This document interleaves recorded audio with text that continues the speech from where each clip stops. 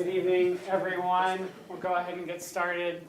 My name is Jeff Wicks, so this is a really special event that we do in the MI's calendar year. It is the Graduate Student Invitational Lecture.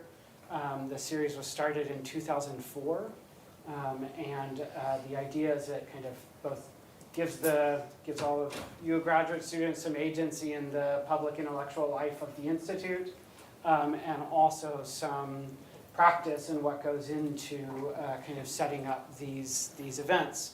To that end, I want to thank this year our graduate reps, our graduate representatives who do the work of setting up this lecture. So this year, if you can just raise your hand, Ernesto, Maddie, and Rachel did the work, so if we can give all of them a big round of applause for the incredible work they did. I think without further ado, I will introduce our introducer, who is a third-year PhD student in our PhD program, Maddie, if you will come up and introduce.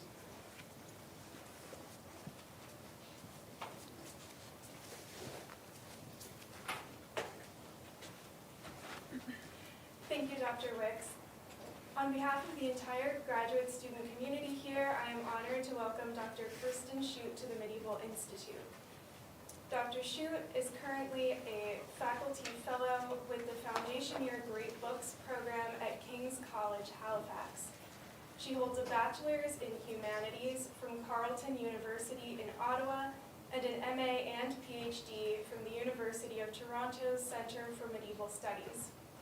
Her doctoral dissertation was an intellectual biography of the 14th century Dominican friar and theologian John of Naples.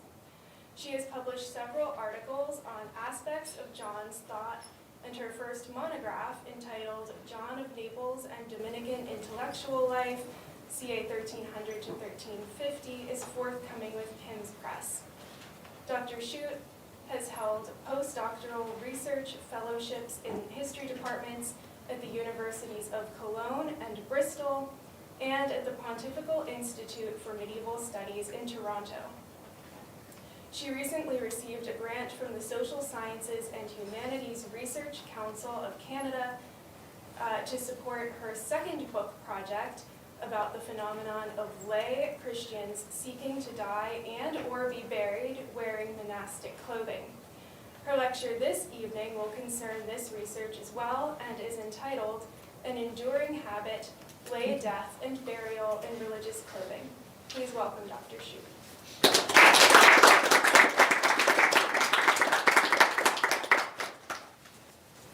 Oh, thanks so much, Maddie. And thanks so much for having me this year. I was just really touched and honored to be invited. It's my first time at Notre Dame. And I've been looking forward to this all year because I'm actually not a full-time medievalist at the moment. As mentioned, I'm coming to the end currently of a 3-year teaching contract in an undergraduate Great Books program. And I'm grateful, first of all, because you saved me from having to teach Nietzsche this week. And secondly, seriously,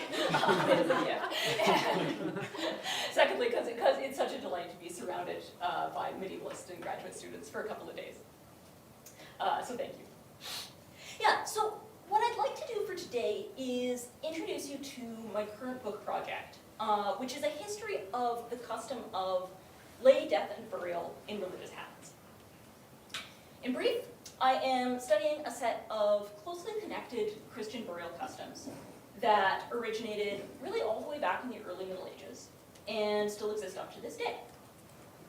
And these are, first of all, lay people entering monasteries, so actually like becoming monks and nuns on their deathbeds. And secondly, people simply using monastic clothing as burial garments, which becomes the norm increasingly as we get into the late medieval and early modern periods. And that's what you see going on here in the title slide. Let's give you a better image of it there. This is a 14th century fresco from a Franciscan church in Lodi in northern Italy. And it depicts the funeral of Antonio Fisiraga, who was Signore of Lodi between around 1301 and his death in 1327. Behind the coffin, we can see a row of Franciscan friars, all holding long candles. And they're wearing the Franciscan habit, plain brown tunic with a hood tied at the waist, with a belt made of knotted rope, with the 3 knots standing, of course, for the 3 core monastic vows of poverty, chastity, and obedience. You can see those 3 knots, I think, a little more clearly on the body of the deceased who's lying in the coffin. He is also wearing the same brown hat, with the hood and the cord.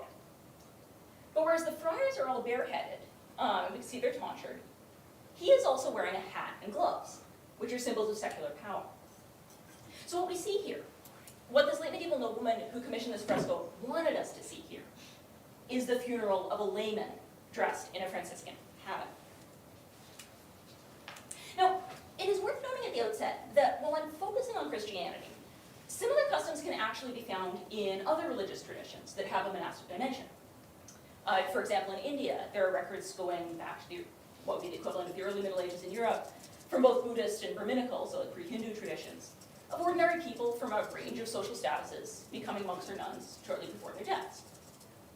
And several scholars have observed that this deathbed renunciation has strong parallels with medieval Christian customs. For this project, I'm not getting deep into comparative stuff, but I do just want to flag that fact at the outset, because I'm hoping that my research will be a firm basis for future comparative studies. And I think that the ubiquity of these practices points us towards some common human concerns. A sense that what you do at the end of life matters. A search for some sense of control in the face of the unknown. And it also highlights something that seems to arise pretty much whenever and wherever you have monasticism. Like whenever you have a group of people who withdraw from regular life in order to pursue a path of exceptional religious devotion and community, other people who aren't able to fully commit to that life for whatever reason still want to be a part of that community. And across cultures, it seems that one of the solutions that was most commonly acceptable, is most commonly acceptable, seems to have been to find a way for these kinds of people to become members of that community in death. So for this project, I'm thinking about what that looks like in Christianity, but I do think there is a broader conversation to be had. So I first got interested in this topic when I was working on my PhD thesis, which, as mentioned, is about a 14th century Dominican friar and theologian named John of Naples. And if you want to learn more about this guy, come to tomorrow's workshop. John was, among other things, the author of a large collection of sermons, which mostly survive in a single Latin manuscript that you can see here. And we'll take a closer look at this tomorrow if you like. These sermons include a handful of sermons for laymen and women who'd taken the Dominican habit on their deathbeds.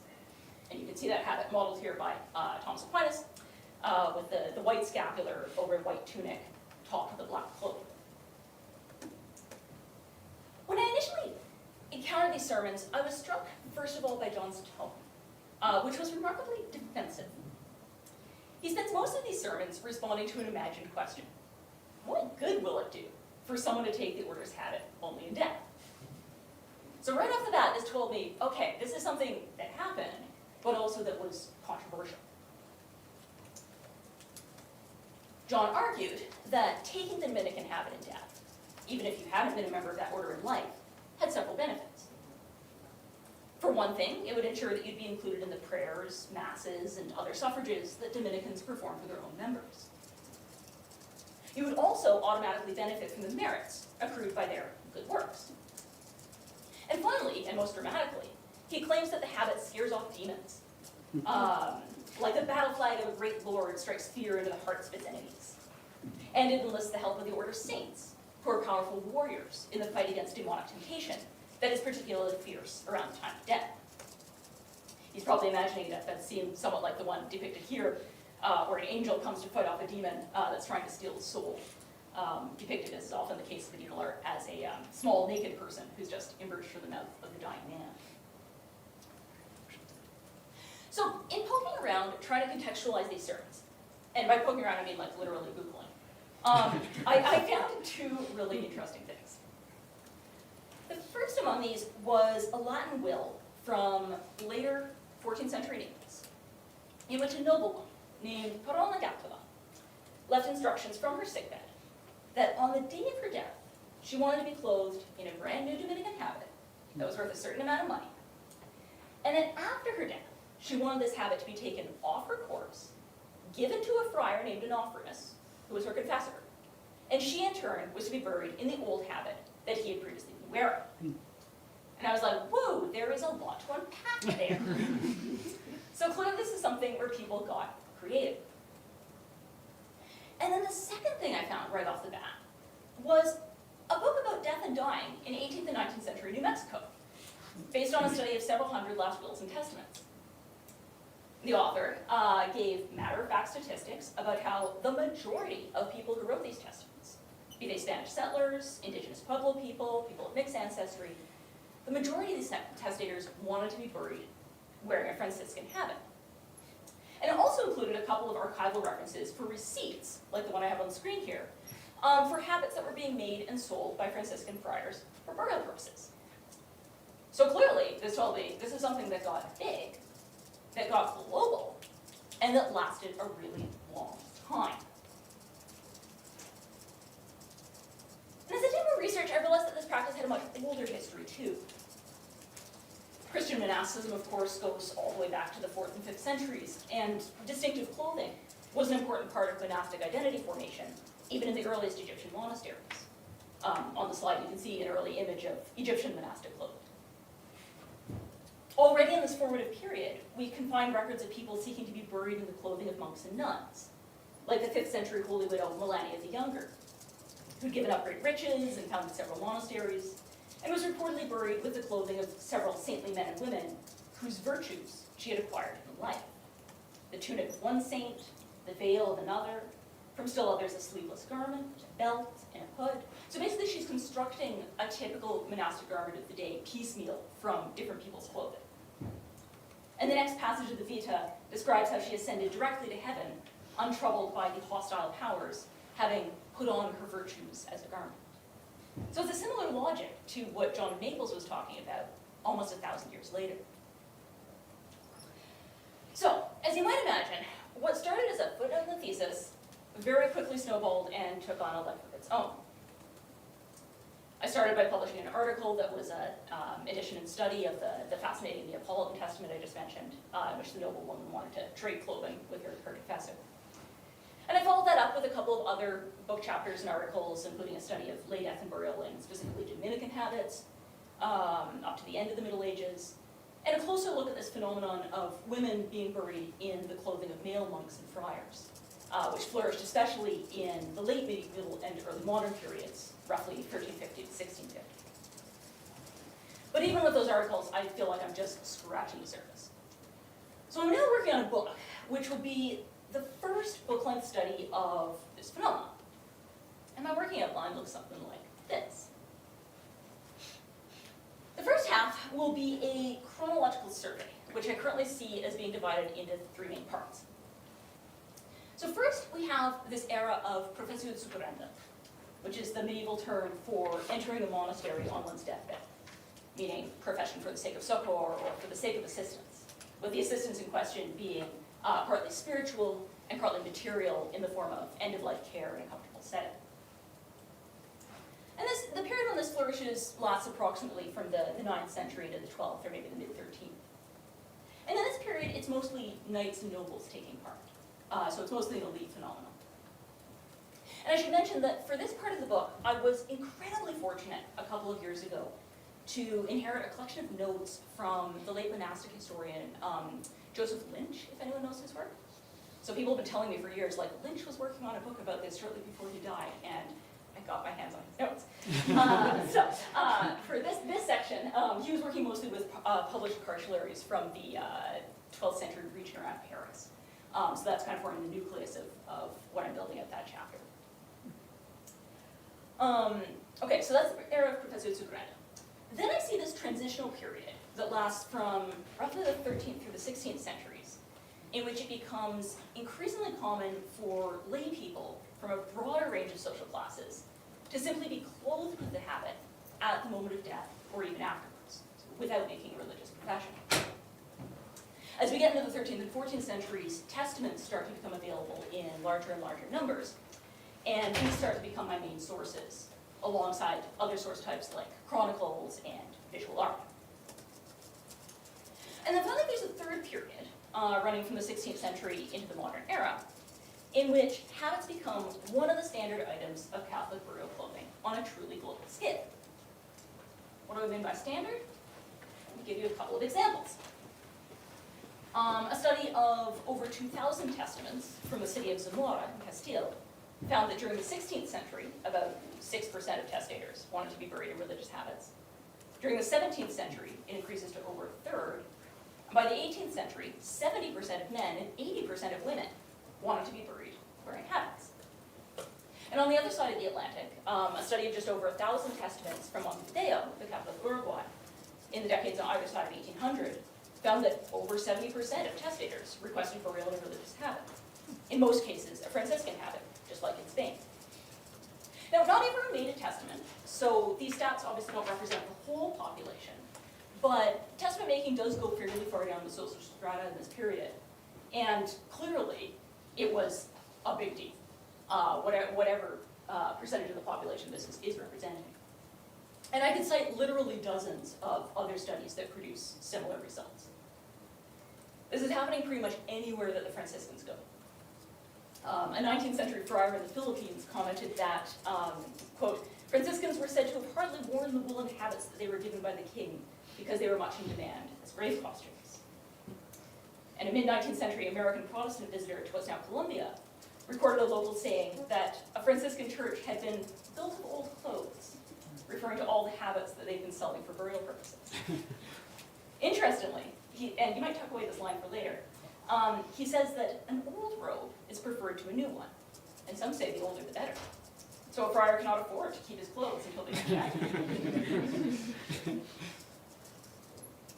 Folkloric interview records from 20th century Ireland and Newfoundland show that the practice was alive and well within living memory.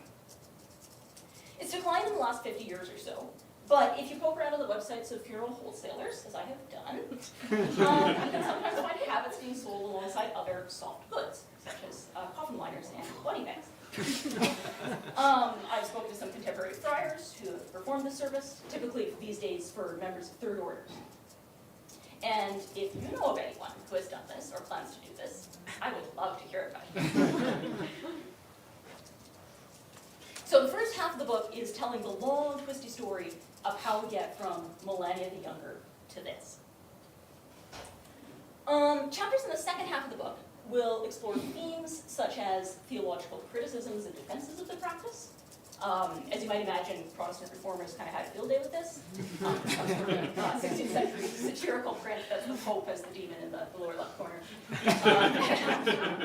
The friars are wickedly dressing a man in a habit. Another chapter looks at common variations, like the use of habits of multiple religious orders layered one on top of each other, which is something that happens in a small minority of cases, but quite widespread. And a final chapter looks at some practical material questions about how you'd actually go about getting a habit for burial purposes in different places and times.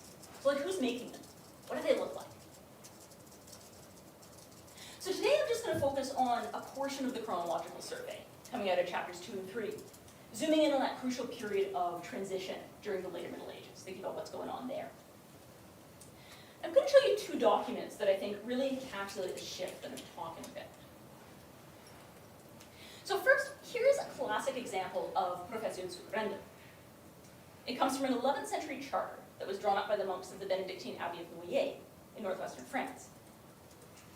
According to this text, it came to pass that a certain knight named Jocelina Salvabertus fell ill, and when he saw that there was no way for him to evade this sickness, knowing no other help for his soul except for the monastic habit, he petitioned the monks to pity him and give him the habit of holiness, and they, joyfully receiving this, made him a monk. He relinquished to them whatever he had as alms, namely his horse and his arms and 100 solidi. So there are a couple of representative things happening here. We've got a high-status lay Christian, a knight, who's making arrangements to become a monk on his deathbed. He's bringing gifts, big gifts. And his stated motivation is a conviction that there's no other way he can be saved. And this echoes statements from contemporary monastic authors like the Anglo-Norman writer Gilbert Crispin, who claimed that no one can be saved unless, insofar as he can, he follows the life of a monk. In the central Middle Ages, many of the people who made these kinds of professions were sick.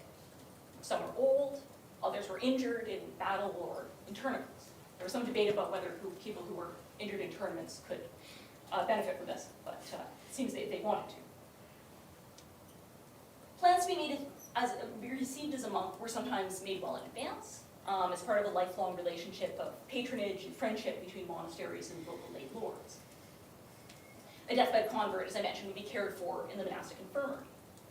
They'd get to undergo the elaborate monastic death rituals involving singing, prayers, vigils by the whole community that were developed at the great monasteries like Cluny. They would be buried and commemorated as monks with prayers that were meant to be performed continuously until the very end of the world. Let's get that phrase sometimes appearing in the documents, until the very end of the world. So dying as a monk was a way to join a vast supportive network linking the living with the dead, which would set one up for the best possible outcome in the afterlife. I don't want to get too deep into the weeds on this here, but I think it is significant that this custom of professio succurrendum seems to take off in the middle of the 9th century, which is right around the same time that monks are increasingly being recognized as ritual expert for all things related to death. This was something that was already observed by Frederick Paxton back in 1990. So I think there's a reason why it's starting to take off when it does. This transition from deathbed entrance to the monastic life to simply using habits as burial clothing happened gradually over the course of the later Middle Ages.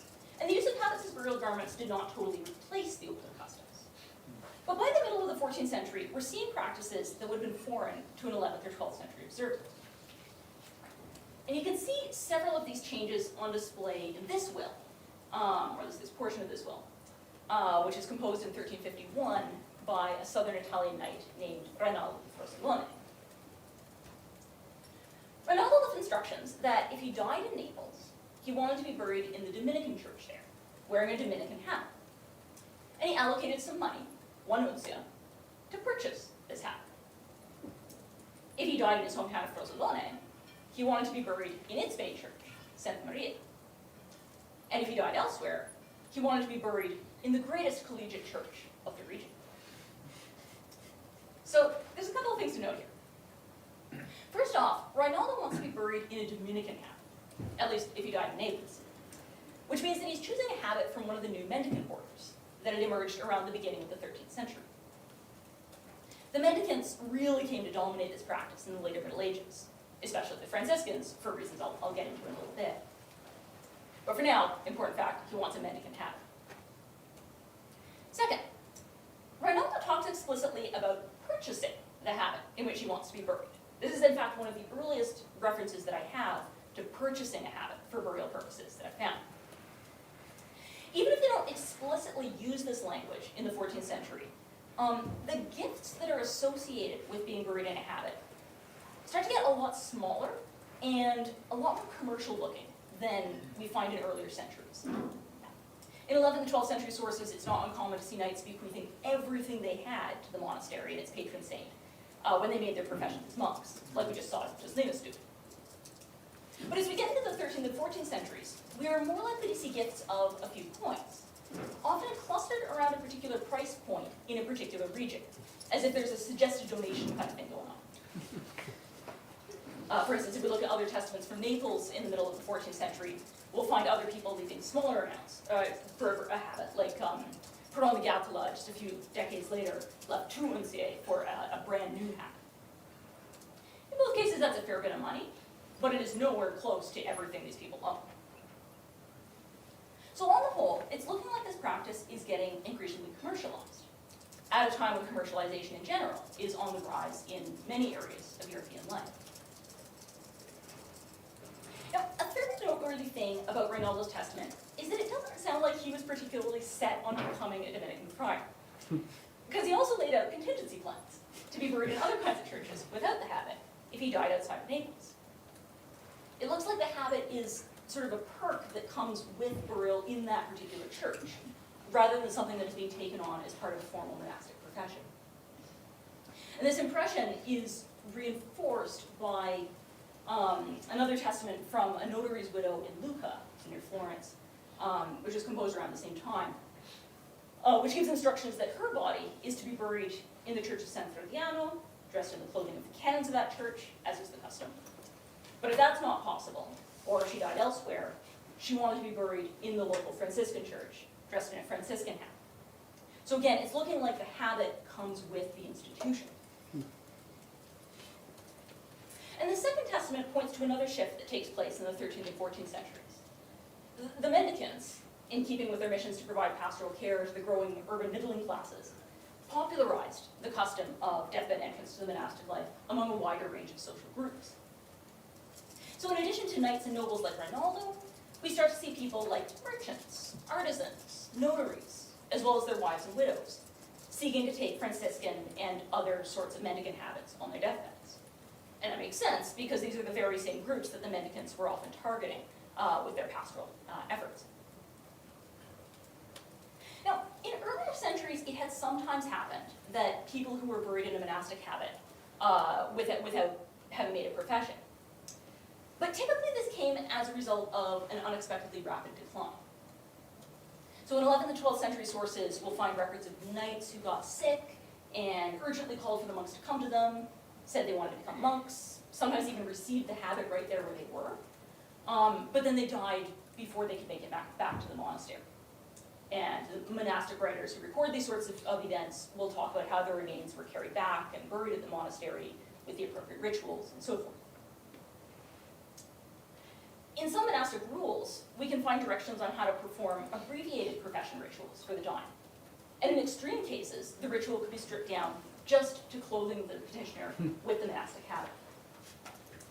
A Byzantine typicon, or a monastic foundation document from the monastery of Lord Christ who is at Amatha near Ephesus, composed in 1267, puts it succinctly. When death is imminent, the holy habit will be granted without delay to those who are leaving this world. And you can find the same sort of thing in Latin monasteries too, they just don't tend to put it as pithily. So in extreme cases, the monastic profession rite can be condensed down to the reception of the habit. The shift that happens in the 13th and especially the 14th centuries is that we start to see people actually making plans to delay the reception of the habit until the very moment of death, or even afterwards. Early depictions of this sort of thing are critical, like the early 13th century Cistercian writer Casarius Heisterbach's tale of a wicked tyrant who called his friends as he lay dying and asked them to clothe him in the Cistercian habit after his death. And he insisted, Casarius tells us, that they should make sure not to do this while he was still alive. The friends did as he asked, but it did no good for his soul. The tyrant went straight to hell, and the devil received him personally. Casarius elaborates at quite some length about how that reception unfolded. So not the most positive endorsement of that kind of behavior. However, by the 14th century, we find growing numbers of wills, often wills that were made in the presence of friars, in which the testators stress that they want to be clothed in a habit on the day of their deaths, or at the moment of their deaths. They talk about wanting to be carried to the church in the habit, or even just buried in the habit. They emphasize that this should happen after the soul has left their body. Here are just a couple of examples from later 14th century France and Italy. At top left, a nobleman of Bologna says that at the time of his death, he should be dressed in the clothing of the order of preachers, that's the Dominicans, and he should be buried in that habit. A Florentine merchant who wrote his testament in Avignon says that when his corpse is brought to be buried, it should be carried on a straw mat, this is kind of a local custom, clothed in a Franciscan habit. And a merchant in Montpellier, on the right, selects a tomb for burying his body when the soul is separated from it in the local Franciscan church. And he wants his body to be carried to the church and buried in a Franciscan habit, in the same way that a Franciscan friar is buried. So he seems to be imagining himself as something kind of distinct from a Franciscan friar here. At the same time that we start to see this kind of thing going on in wills, we also start to see habits being used in creative ways that seem to be divorced from monastic profession. Like people asking to be clothed in one type of habit, but buried in a different type of church. Like a Franciscan habit, but you're buried in the cathedral, or a parish church, or a Benedictine monastery. We see women wanting to be buried in the habits of male friars, like Corona Gatula and her confessor and offerings. We see habits being worn in secular clothing, like in combination with secular clothing. like we saw at the start with Antonio Fusiraga, wearing the Franciscan habit, but also the hat and gloves. There's something kind of similar going on in this tomb sculpture from around the same time in England, where we have the effigy of a man wearing a Franciscan habit over armor. If you look closely, you might be able to see that the helmet and the chainmail, they're visible at the neck and the wrists. And you might think, okay, these are just, artistic ways of depicting statuses that people held at different points in their lives. But amazingly, there are actually some wills where people say things like, "Bury me in the way I am dressed on my tomb." Like Barnaba da Murano here, an illustrious Italian jurist, who clearly commissioned his tomb sometime before he died. He's barefoot, wearing a Franciscan habit, but also the beretta, the cap that was given along with the book as part of legal graduation ceremony. Again, Barnaba seems more concerned with looking like a friar than actually becoming one. He wants to be clothed in friar-colored cloth, with a cloak in the form of a Franciscan friar. One of the reasons that I think friars were willing to let people make plans to wear their habits for their funerals is that it solved a practical problem that had been a real issue for monasteries back in the heyday of Professor Zubrenda during the 11th and 12th centuries. What do you do with someone who thinks they're dying and joins a monastery, but then recovers? They have to remain a monk. Orderic Vitalis, a Norman Benedictine writing in northern France during the 1120s, recounted the tales of two wicked priests who got sick and became monks only to leave the monastery and return to their wicked ways once they recovered. According to Orderic, both these men came to a bad end. One lived 15 years, but never again enjoyed ill health. He had to have a woman nurse him, heavens. And the other, who broke his vows of chastity and took up with a woman, was murdered by her other lover, and his corpse was eaten by wild animals. So there's a clear moral here. But interestingly, Orderic's tales also give us some insight into the perspective of an abbot who was faced with this sort of situation. In one of the stories, the abbot allows the wicked monk's parents to remove him from the monastery, since he feared that the other monks, quote, might be infected by his vices. In the other, when the abbot hears that the wicked monk is planning to leave, he has the Benedictine rule read aloud to him and says, "This is the law under which you're trying to live. If you can keep it, you can remain here. If you cannot, you're free to go." And Orderic tells us that the abbot did this because he preferred not to keep a man of such character there by force. In short, religious communities may have felt that forcing a recovered deathbed convert who didn't want to be there to stay in the monastery might be more trouble than it was worth. And one way to circumvent these sorts of awkward situations was to hold off on giving people habits until death was guaranteed. Doing this would also save the religious house the trouble and expense of looking after someone who was sick or dying slowly. Angela Montfort has shown that 13th and 14th century Franciscans and Dominicans actively screened recruits for health and physical fitness to ensure they were up to the hard work of preaching and prayer, and chronically ill friars were sometimes transferred to less arduous orders like the Benedictines. So it looks like the friars, at least in some cases, weren't particularly well set up to care for the very ill. On the lay side, waiting until death was certain was a way to ensure you wouldn't accidentally abandon loved ones before it was inevitable. And these concerns might have been particularly pressing for lay merchants and artisans who had fewer resources, and whose family fortunes depended more on their labor than was often the case for rural landowning knights. So to summarize, the mendicants may have found offering habits as burial clothing to be a cheaper and easier way to give people what they wanted, both in-house and out, and to avoid the potential drama associated with inconvenient recoveries. By the 14th century, there were still occasional references to people entering monasteries, including mendicant monasteries on their deathbeds. But the use of mendicant habits as burial garments has all but supplanted the earlier practice. Another important part of the development of the story is the development of confraternities and third orders. Sometimes, but certainly not always, deathbed reception or burial with the habit is depicted as a sort of culmination of a long-standing relationship between an individual and a particular order or institution. The military orders in particular seem to have been quick off the mark here, which makes sense, I think, because they were already used to thinking about blurring the boundaries between lay and religious statuses. This is something I'm currently looking into. So for instance, when Uqtabao joined the confraternity of the Hospital of St. John of Jerusalem in 1192, the relevant document included an agreement that he would be buried as a brother on the day of his death and be buried in the cemetery of the Hospitaller's house at Tungalkat. Several hundred years later, in 1531, Bolognese notary Eliseo Mameli was initially laid out at home in the robes of the Dominican-sponsored confraternity of Santa Croce, of which he was a member. And then his corpse was subsequently changed into a Dominican habit for the funeral procession to San Domenico, where he was buried in a family tomb. So the funeral seems to be kind of enacting a progression towards an increasingly full identification with the order. By the 18th century, burial in a habit was sometimes a formal benefit of confraternity or third order membership. But in the Middle Ages, when these kinds of institutions are still developing, it seems to have been arranged on more of an ad hoc, case-by-case basis. But I think those early modern confraternity regulations are absolutely building on medieval practices. All this is complicated by the fact that late medieval people sometimes specifically wanted to be buried in confraternity habits, like the guys on the screen here, rather than the habits of the orders with which those confraternities were associated. Happy to circle back to that in discussion, but I don't want to get too far into it now.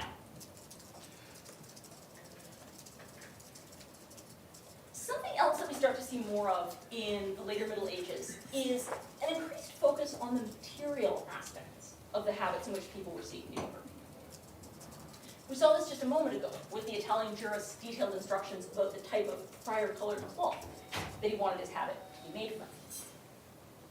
In this testament from 14th century Avignon, a fishmonger's widow asks a specific Carmelite friar, Donna Merchi, to give her an old habit, for which she left him 6 florins.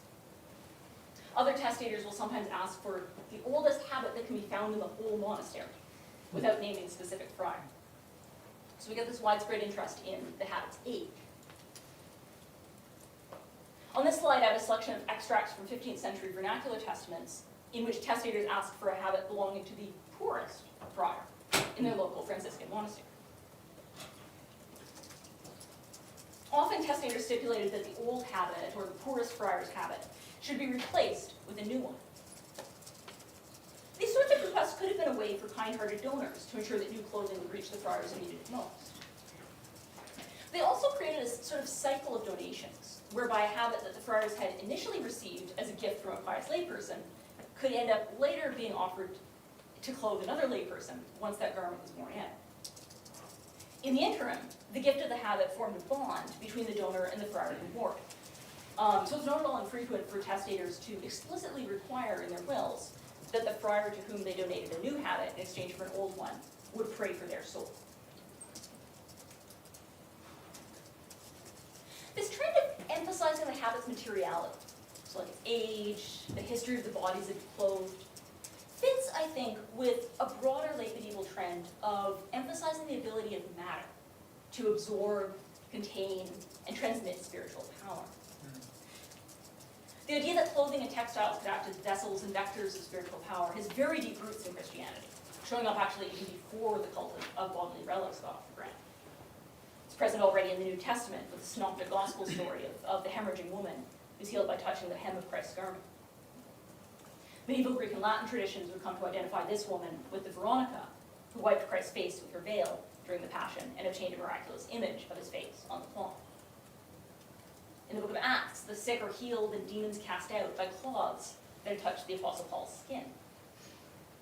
In 6th century Rome, there was a custom of lowering strips of cloth into the tombs of St. Peter and Paul and distributing these to pilgrims.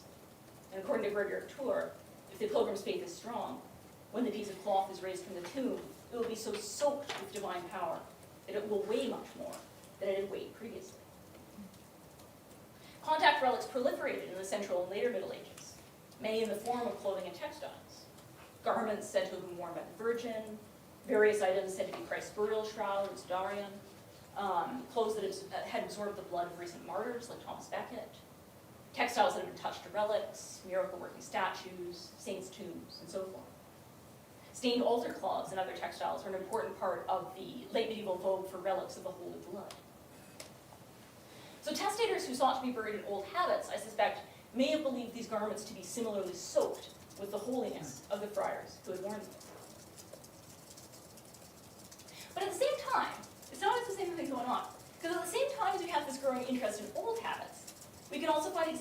14th and 15th century testators emphasized that they wanted to be buried in new, high-quality habits. Habits could be used in combination with other textiles as part of increasingly theatrical funeral processions. For example, a woman in early 14th century Tournai wanted to be carried to the grave wearing a Franciscan friar's habit on a bier draped with 3 pieces of cloth of gold. And this mixture of humility and ostentation is by no means unique. So different kinds of habits can be used to communicate different sorts of things. Lay people and religious alike were becoming increasingly discerning consumers and observers of textile products during the later Middle Ages. In the growing towns of later medieval Europe, towns whose growth was often driven in part by the textile industry, the mendicants and other religious orders used clothing to forge collective identities and communicate their specific brands of spirituality.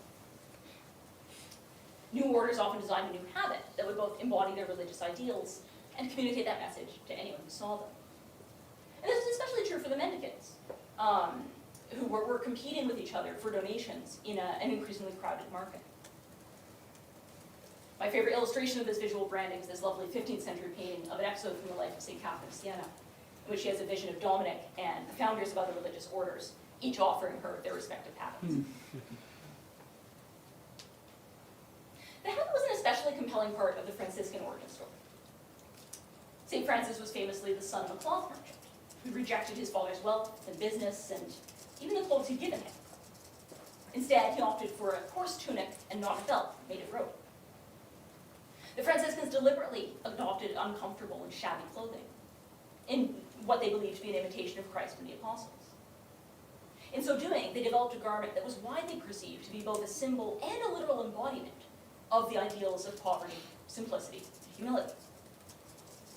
The Franciscan poverty controversy in the early 14th century brought even more attention to the Franciscan habit's form, with the spirituals being accused of overzealously pursuing poverty of dress to the point of indecency.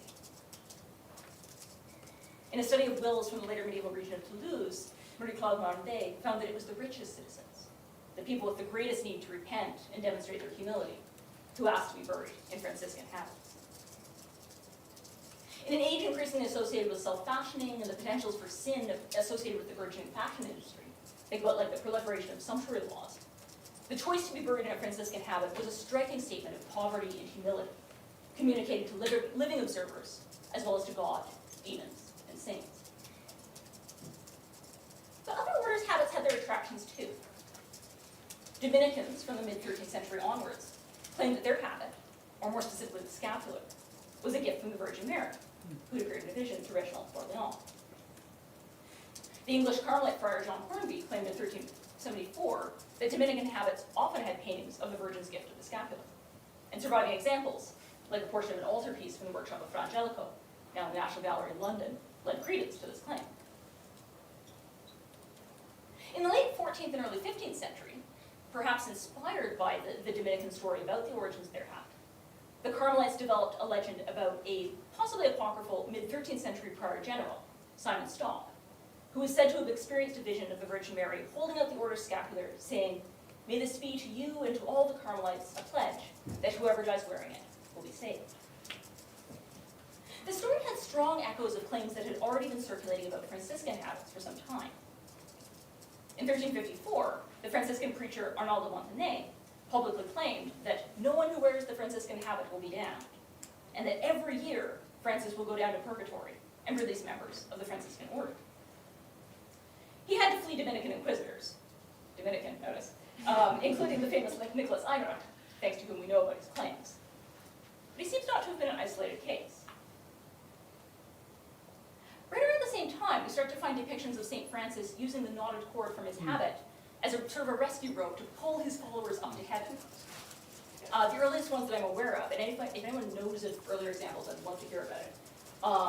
But these are the earliest ones I know of, and they come from illustrations to a very popular, much translated mid-14th century poem by the Cistercian Guillaume de Guilville called The Book of the Pilgrimage of Human Life. It's an allegorical dream narrative, kind of like the Roman de la Rose, except the main character ends up becoming a Cistercian monk. It's not as interesting. Early on, the dreamer has a vision of the heavenly Jerusalem in the form of a castle, as you see here. And on the ramparts, he sees men helping their followers and striving to bring them into the city through diverse means. Among these, he recognizes St. Benedict using a ladder, and Francis using a strongly braided rope. So it's coming out of the text as well as the illustrations. Controversy about Franciscan claims to possess salvific habits flared up in later 14th century England around Wycliffe and his followers. A poem from Oxford, composed around 1382, surveys the failings of different religious orders and includes a stanza claiming that the friars preach that if anyone wants to die in a Franciscan habit, he will not go to hell, but will immediately be led up to heaven. Another English diatribe against the friars, Jack Upland, includes the lines, "Why do you make men believe that he that's buried in your habit shall never come into hell? If this were true, and it is a blasphemy, you ought to sell your high houses and make clothes for many men to save many souls." When the Franciscan theologian William Woodford responded to this text in Latin, he retorted that the friars certainly do not make men believe this.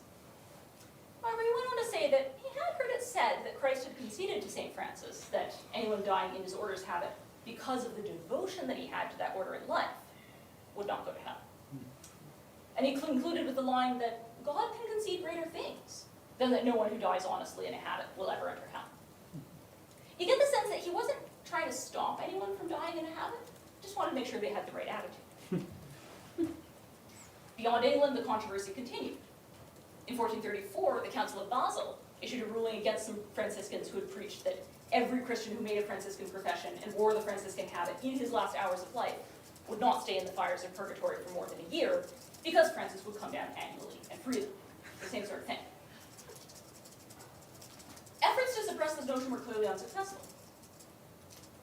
In the 16th century, legends about the salvific power of Franciscan habits were ultimately codified as indulgences. For instance, when Pope Sixtus V introduced the Franciscan Confraternity of the Cord in 1585, he granted a plenary indulgence to members who were buried in the Franciscan habit and cord, as well as anyone putting on the cord for the first time. And images of Francis using his rope to rescue souls out of purgatory would become a popular theme in Baroque Catholic art. In the 15th century, it's not uncommon to find testators saying that they want to be buried in the Franciscan habit because they have a special devotion to St. Francis, or because they want the saint to be their advocate. But as we get into the Catholic Reformation period, the Counter-Reformation period, these sorts of justifications start to be replaced by references to indulgences. Habits became part of a very wide range of what historian Elizabeth Tingle calls indulgence-bearing objects that proliferated in the Catholic Reformation period. A similar thing happens with the Carmelites. In the second quarter of the 15th century, a forgery known as the Sabbatine Bull was created in Sicily. This purported to be a papal bull from 1322, claiming that Mary had appeared to Pope John XXII and assured that if anyone died wearing the Carmelite habit, she would descend into purgatory on the Saturday after their death and release them. This story quickly dovetailed with the legend of the vision of Simon's Stock. And in 1530, Pope Clement VII officially confirmed the Sabbatine indulgence, promising that Mary will go down to purgatory every Saturday and bring out everyone who's wearing a Carmelite scapular, based on a fusion of the Sabbatine Bull and the Simon Stock legend. And a cluster of Marian docils produced in Sicily during the 1530s seems to be based on these texts. The best preserved example, and I'm sorry it's not a better image, includes depictions of Pope John XXII's vision of Mary and souls wearing, I don't think you can see it here, but they're wearing mid-sized Carmelite scapulars. So they don't go all the way down to like just above the ankles, but they're sort of middling sized. So these souls that are wearing the scapular are being drawn up out of purgatory and under the shelter of Mary's cloak. And the inscription reads, "How the Virgin Mary rescues the souls of brothers and sisters on the first Saturday from purgatory." This image powerfully links claims about the salvific nature of the Carmelite habit with the image of the Madonna of Mercy, which had been promoted by various mendicant orders, especially in Italy, since the 13th century. In an almost Neoplatonic kind of image of procession and return, the garment that descended from the Virgin brings its wearers back to her heavenly seat. With this image, we're well on the way to the miniature scapulars that could be worn under everyday clothing, which were promoted by confraternities and sodalities, particularly during the 19th century, and are still widely in use today. So I focused here on a significant period in the long history of late ethnic burial and religious habits, arguing that the 13th and 14th centuries were a particular turning point due to the rise of the mendicant orders, with their new and pragmatic focus on providing pastoral care to urban lay Christians, and due to increased focus on the spiritual and symbolic value of religious habits as material objects. The story, and my broader research project, does not end there. But for the moment, I hope you can see why that the later Middle Ages are a crucial period in the history of this practice. I want to close by suggesting just a few reasons why this topic might matter, beyond just being an interesting thing that humans have done for hundreds of years. For one thing, it has some important implications for scholars in other fields like archaeology. I have freaked out a couple of archaeologists who have assumed that, reasonably enough, if you find a body in habit, it must be a monk. I would not assume this. Kills you get later. For another thing, because this practice became such a big deal in colonial Latin America, and pretty much anywhere else the Franciscans went, studying it can help us achieve a better understanding of the intersections between Catholicism and colonialism. You can absolutely see syncretism between Catholic and indigenous practices in many different places, and what that looks like plays out really differently with different people at different times in different parts of the world. There are even some interesting cases involving early modern crypto-Jews, so people who converted from Judaism to Christianity under the pressure of the Spanish Inquisition, but were still secretly maintaining Jewish practices in Mexico. So studying this topic can also help us better understand the interactions between Catholics and members of other religions. And like I mentioned at the outset, it provides an interesting point of cross-cultural comparison. The more I teach medieval history in North America, here on Turtle Island, the more I feel called to draw explicit connections between medieval Europe and the more recent histories of the lands on which we live and work. And I'm hoping that in addition to contributing to histories of monasticism, and clothing, and death, this project can help us see more clearly the threads of continuity that bind the Middle Ages to today. So I'll leave it there, and very much looking forward to your questions.